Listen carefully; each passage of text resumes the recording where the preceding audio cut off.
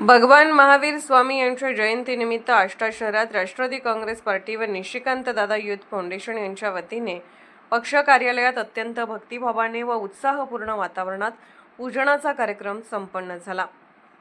आष्टा प्रतिनिधी कार्यक्रमाची सुरुवात भगवान महावीर यांच्या प्रतिमेचे पूजन करून करण्यात आली। यावेळी त्यांच्या अहिंसा, सत्य आणि संयम या महान तत्वज्ञानाचा सखोल विचार मांडण्यात आला। उपस्थित मान्यवरांनी महावीरांच्या विचारांचे मौलिक आदान प्रदान करताना समाजात शांतता, बंधुभाव आणि नैतिक मूल्ये रुजवण्याची गरज अधोरेखित केली। या प्रसंगी जीवनाला योग्य दिशा देणारे विचार मांडत समाजहितासाठी कार्य करण्याची प्रेरणा देण्याचा प्रयत्न करण्यात आला।